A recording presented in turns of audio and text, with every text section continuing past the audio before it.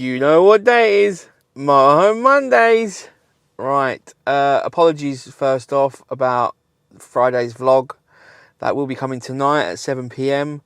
Thanks for all the support and love and comments and questions that you put on the little shout out I done to say it wouldn't be coming today on Friday. Yeah, I've caught up. It's back on track. All the sleep, everything caught up on top of me. So it happens. That's life. But you lot are rock stars. I love it. Brilliant. Right, let's crack on with the question, shall we? Have you ever thought about gutting the traditional motorhome layout, modifying the floor plan to your personal spec? Yeah, I mean, you had them wild ideas, like they're in your mind, but I don't think I'd ever do it because, I mean, you might as well just get a big van or even a flatbed and put a body on the back to make it the same width and height as a motorhome, because you're going to be paying 15, 20, 25, 30 grand for a motorhome to then rip it all out and then start again. You might as well just go get a van with a box on the back and, start square from that. Probably cost you a lot less. Not priced any of that, and I'm not going to do any of that, but that would be my thing. I just think motorhomes hold their money really quite well. So to just gut one, you've either got to be really committed and think like, this is it, I'm having this for a long time. Or yeah, I'm not going to do that. Can we ask how old you are? I am 31. I'm 32 on September the 7th. Not long. Getting old. Next question. What made you become a truck driver, and do you like working nights? I don't like working nights. I absolutely love working nights. I could not work days. Now, with the greatest respect to everyone watching, when it comes to lorry drivers and drivers, this is my little idea and opinion from what happens when I'm out on the road most times in the daylight. When the sun comes up, people go up. People must wake up and think, these bad drivers must wake up and think, let's go play with lorry drivers. Let's go play with lorries. Let's go cut them up. Let's go brake test them. Let's go cut in. Let's go do this. Let's go bib them because they're trying to reverse around a corner. Or they're trying to get onto a bay and they're taking a couple of seconds out of my life. Nighttime, you get virtually none of that. You get a lot of road closures, granted, and you might get the odd drunk driver, which I don't condone, and you should be jailed for that. But apart from that, the roads are empty. You are your own boss. It's sweet as a nut on the roads at night. I love it. So much quieter. Just me, my podcasts, my audiobooks, the radio, the open road. What more do you want from a job? And I'm getting paid for that. It's brilliant. And what made me become a lorry driver? My stepdad got me a job at his... my stepdad worked at a haulage company, and then I applied for a job. I got a job there when I was like 18. And that introduced me to lorry driving, haulage. I got a lot of lorry driver mates, and then, I see them earn money, and I needed to have something that I could fall on regularly for whenever I wanted, anywhere in the country or even anywhere in the world, really. So yeah, when I come back from Thailand, I decided to just jump on, get my license, and then become a lorry driver. And it kind of, never had the dream of becoming a lorry driver. Never had a thought of becoming a lorry driver. Just kind of did it. Same as van life, just kind of did it. And it all kind of pans out. I'm really quite lucky that way. I just kind of do things and it just pans out. One day that's not going to work so well. Something's going to happen. But until then, we'll wait. Next question. Do you winterize the tank, and how often do you sterilise the freshwater tank?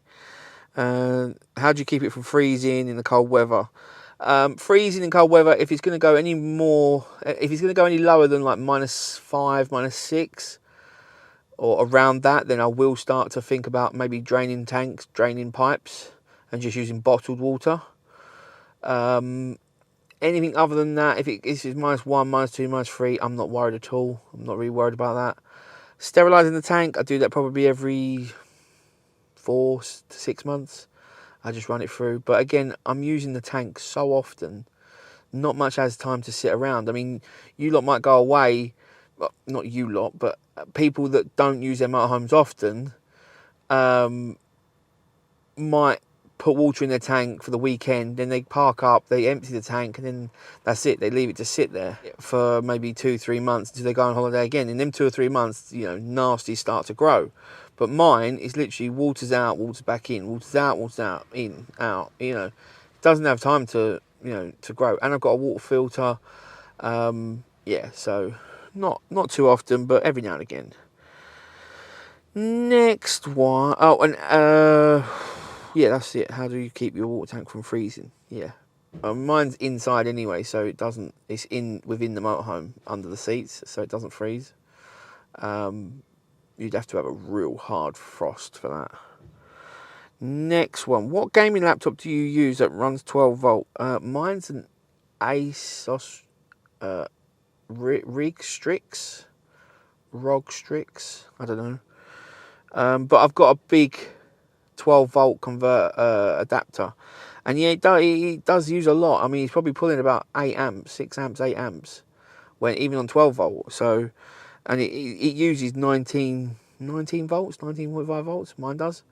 I've got a video of all my tech, which I'll link to in the description below, and you can see the actual charger and the laptop. So that will hopefully help you answer your question. Next question. How do you keep cool and cool down during the hot weather in your motorhome? Well, I sleep during the day, so I do need to cool down, and I do need to try and keep it as cool as possible. So my top tips really are find shade. Shade is number one. You have to have shade. If you ain't got shade, you're fighting a losing battle. Might as well give up straight away.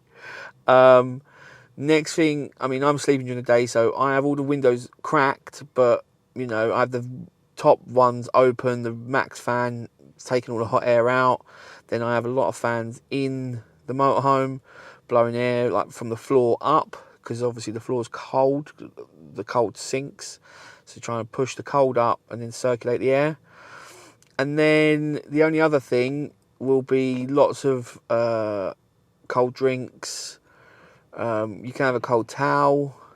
You know, some people use a damp cloth or a cold towel, but I don't really do that, to be fair. And the other main thing is, along with them fans, I then jump in a cold shower.